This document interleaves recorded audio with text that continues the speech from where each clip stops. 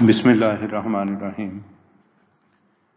This online teaching is started for our undergraduate students as directed by VC Saab due to current situation in the country due to occurrence of coronavirus. Today we are starting cardiac muscle physiology. After studying this lecture, the student will be able to explain the brief anatomy of the heart and the histological features of the cardiac muscle. The student can also be able to learn the origin of electrical activity in cardiac myocytes. The student will also be able to interpret the mechanics and metabolic features of cardiac muscle, and the student can bridge this knowledge achieved in this lecture with the pharmacology and the pathology.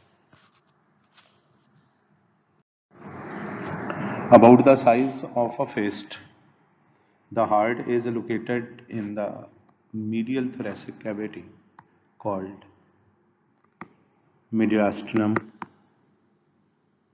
Mediastinum extends from sternum to the vertebral column.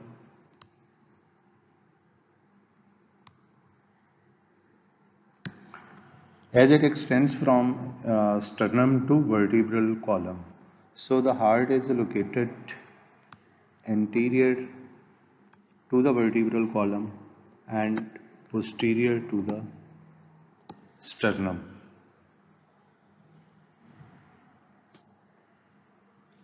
The heart extends from the second rib to the fifth intercostal space.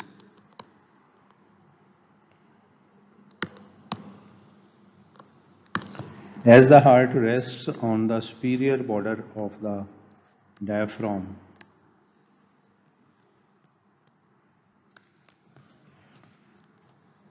its anterior portion is formed by the left ventricle and is called apex of the heart that points anteriorly, inferiorly, and to the left, means towards the left hip. Its base is broad and flat. The base is formed by the upper chambers of the heart called atrium. The base of the heart, it points towards the right shoulder. The heart is enclosed in a covering that is called pericardium. There are two layers of pericardium, fibrous and serous.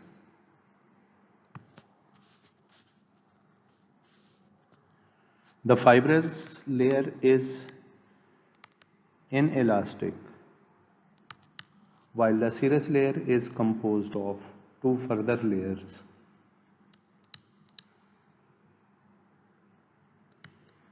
Parietal and visceral. Between these two layers, a thin sheath of fluid is present that act as a cushion.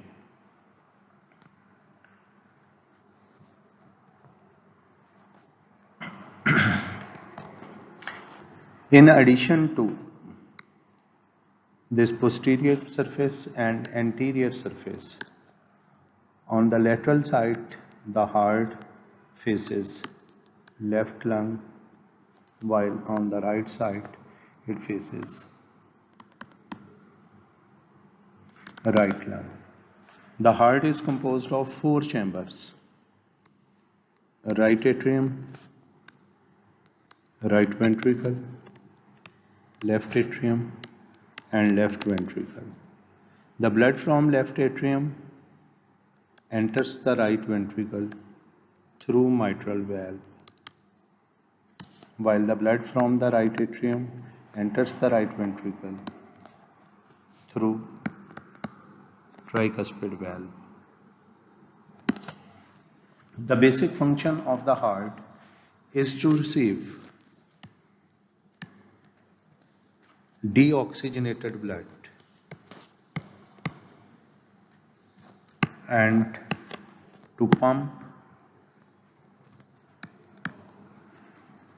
oxygenated blood for body tissues so that they can get their nutrient and oxygen supply.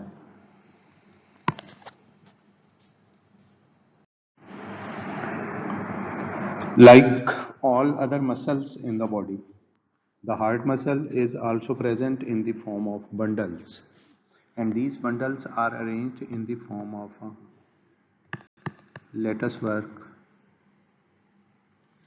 with the bundle fibers dividing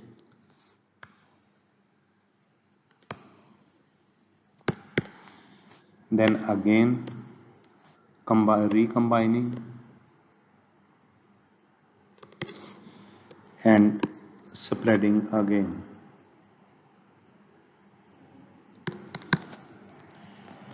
The heart muscle cells called cardiac myocytes are composed of single nucleus.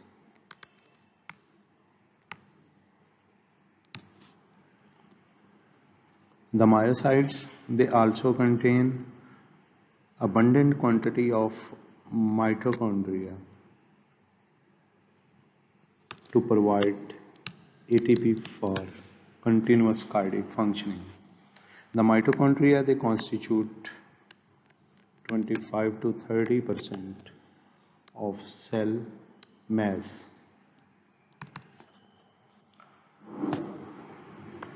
Like skeletal muscle, the cardiac muscle cells, they contain typical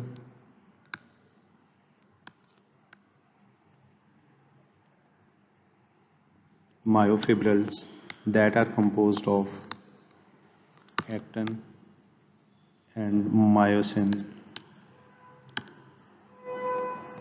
filaments.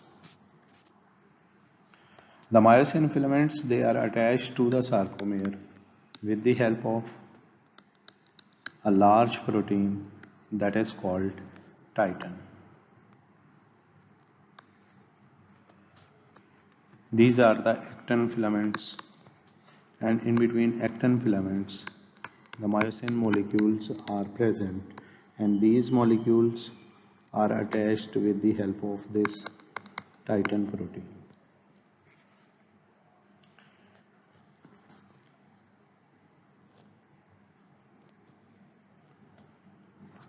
Like all other cells, other excitable cells, the heart muscle cell is also excitable cell. The basis for this excitability is that the cardiac muscle cells are connected with each other through gap junctions, and these gap junctions are present in the intercalated discs. Intercalated discs are nothing but these are the membrane thickenings at certain points. These intercalated discs are supported by structural elements called desmosomes plus fascia adherens. The desmosomes link mechanically one myocyte with the next. So they provide structural support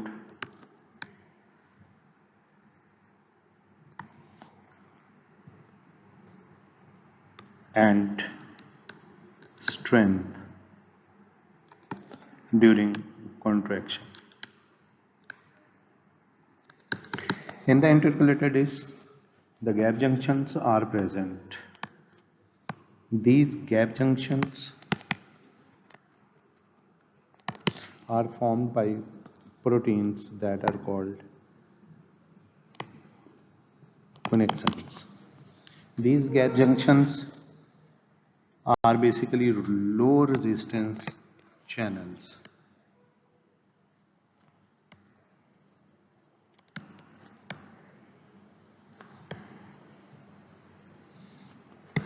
that allow free movement of ions from one myocyte to the next. So in this way, the heart functions as a single unit, or we can say the heart functions as a syncytium. As the wave of depolarization spreads from atria to ventricles, so practically in the heart there are two syncytiums. One is atrial syncytium and while the second is ventricle syncytiums. The atria contract little ahead of ventricles.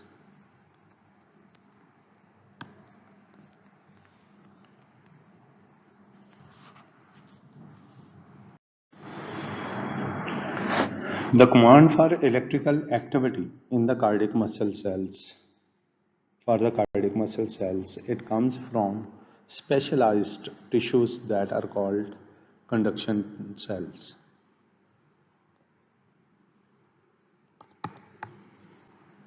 These are located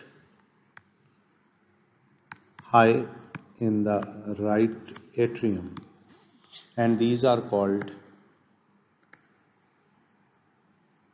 synodal cells. These generate action potentials that is called pacemaker cells, that is called pacemaker potential. And the wave of action potential, it spreads by myocyte to myocyte transmission to the atria.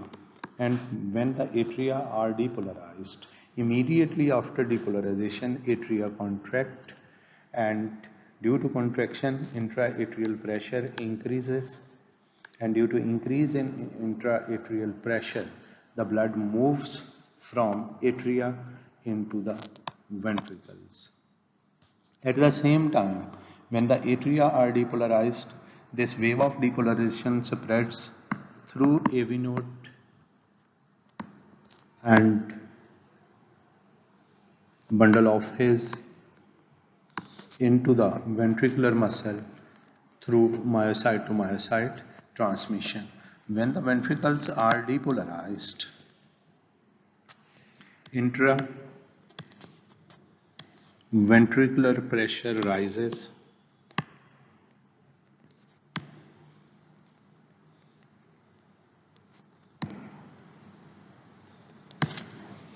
and it overcomes the afterload. Afterload means the resistance that is present in the aorta, and when this pressure increases, the aortic valve opens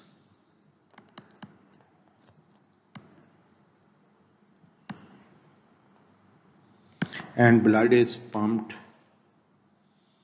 into the arterial tree.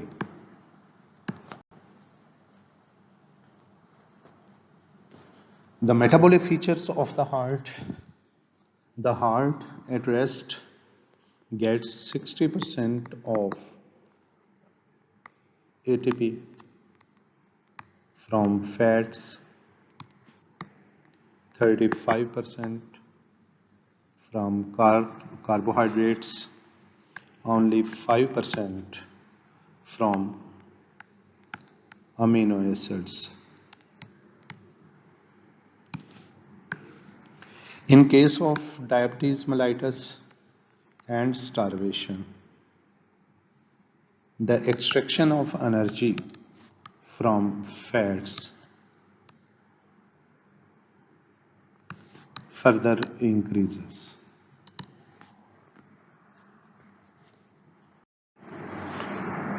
As we mentioned that the wave of depolarization spreads from one cardiac muscle cell to the other. The arrangement of the cardiac muscle cells is such that the membrane of cardiac muscle cell is present in the form of enfoldings that extends to the interior of the cardiac muscle cells up to the level of sarcoplasmic reticulum. This gives the appearance of T tubules. This gives the appearance of T tubules. This T tubule is continuous with the extracellular fluid. When the wave of depolarization it spreads along the muscle membrane, it causes activation of the voltage gated calcium channels that are also called DHP channels, dihydropyridine channels. When these channels becomes open, the calcium from the extracellular fluid it enters the cytoplasm and it causes the release of calcium from the sarcoplasmic reticulum. By opening the ryanodine receptor channels. These are so called because the compound ryanodine avidly binds with these channels. When the calcium spark occurs, the calcium moves into the cytosol. It binds with the troponin C and displaces tropomyosin. When the tropomyosin is displaced, the active sites on the actin filaments they become open and myosin attaches with these active sites and cross bridge cycling occurs.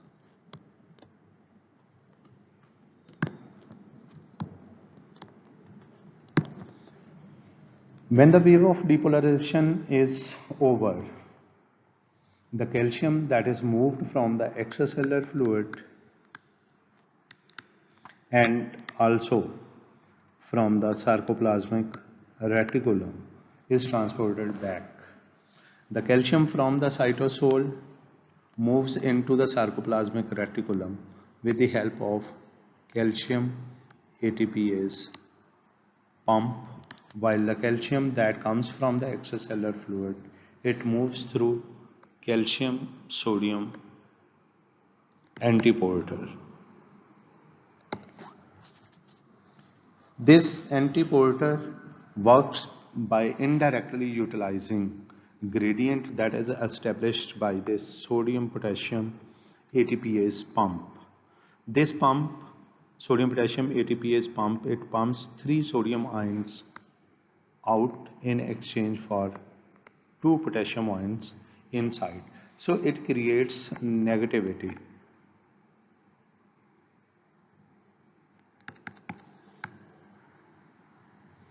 Inside the muscle that becomes the driving force for the movement of sodium ions inside.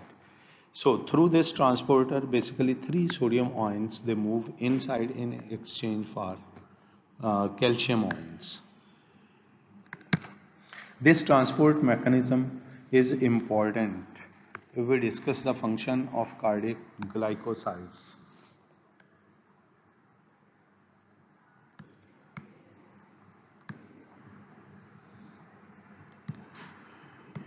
cardiac glycosides, digitalis.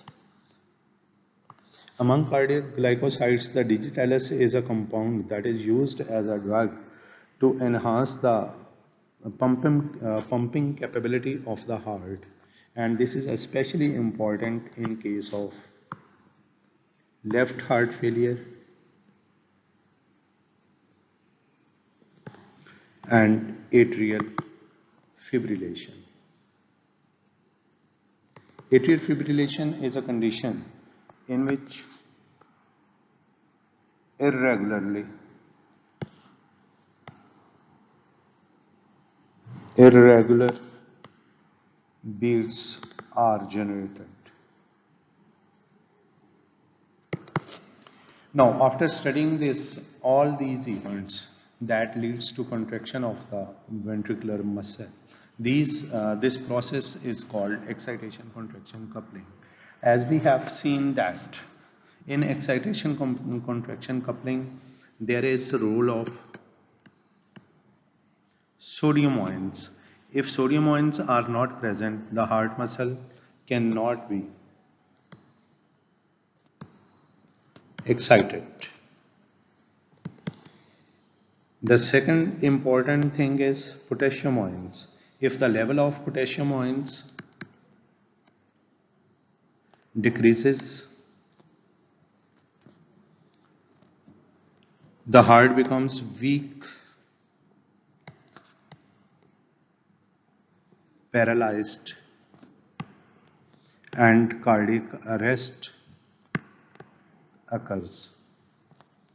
If the level of potassium increases, then arrhythmias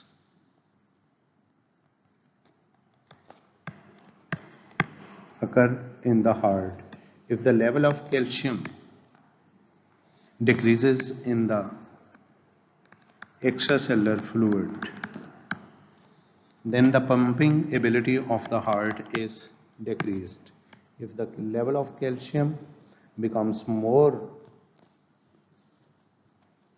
in the extracellular fluid, then pumping ability of the heart increases.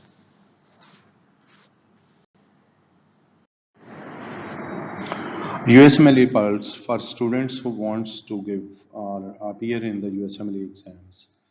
The summary of this lecture is that the cardiac muscle cells are electrically coupled through gap junctions, and through this the one myocyte, the ions can flow from one myocyte, or the wave of depolarization are the electrical signals.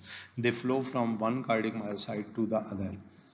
The magnitude of sarcoplasmic release, it can be altered in the cardiac muscle cells.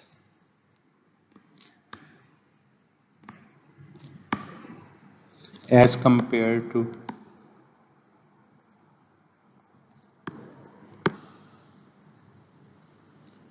skeletal muscles. The sources of cytosolic calcium, as we discussed, these are two. Major share comes from the extracellular fluid, as the endoplasmic reticulum is less well developed in the cardiac muscle cells. The second source is the calcium from sarcoplasmic reticulum. The sustained saturation with free calcium in case of skeletal muscles leads to tetanization. While the tetanization cannot occur in cardiac muscle cells because of prolonged refractory period, especially absolute refractory period. Refractory period is the duration during which a second stimulus cannot re-excite the already excited muscle cells. If we see the graph of cardiac muscle action potential, we can see that there is prolonged absolute refractory period, and this is especially due to the sustained depolarization phase of ventricular muscle action potential. Then the role of titin protein, the dysfunction in the titin protein is associated with both dilated and restrictive cardiomyopathies. The last point in this lecture is the role of digitalis that blocks the 3-sodium calcium exchanger and increases the force of contraction of the heart by keeping calcium within the cells. Very much, dear students, for being with us.